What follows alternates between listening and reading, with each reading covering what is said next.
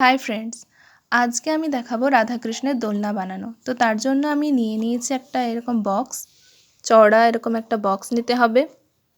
আর cardboard দিয়ে বানিয়ে নিয়েছি এরকম 4টে দণ্ড, যেগুলো আমি হোয়াইট কালারের পেপার দিয়ে মুড়ে নিয়েছি আর গিফট বাইন্ডিংয়ের পেপার দিয়ে ডেকোরেট করে নিয়েছি। এরপর আমি এই বক্সটার মধ্যে এক একটা দণ্ডকে গ্লু দিয়ে আটকে দেব। এইভাবে দেখো, এটাকে আমি গ্লু দিয়ে আটকে দিয়েছি। এরকমভাবে আমি 4টেকে এইভাবে পরপর গ্লু দিয়ে আটকে দেব। এরকমভাবে দেখো, আমি পরপর 4টে দণ্ডকে এইভাবে গ্লু দিয়ে আটকে দিয়েছি। এরপর এখানে আমি একটা নিয়ে নিচ্ছি একটা পেপারটা একটু মোটাই নিতে হবে।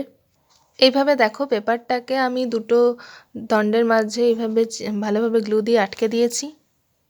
এইভাবে আরেকটা সাইডেও সেমভাবে আমি করব।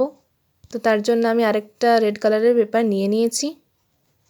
তো দেখো, আমি বোথ সাইডে এরকমভাবে রেড কালারের পেপারটা গ্লু দিয়ে চিটিয়ে দিয়েছি। তো খুবই ইউনিক পদ্ধতিতে আমি এই দোলনাটা বানানো তোমাদেরকে দেখাবো। ভালো লাগলে তোমরা অবশ্যই বাড়িতে একবার ট্রাই করো। এরপর আমি বাকিটা দেখাবো নেক্সট পার্ট 2-এ।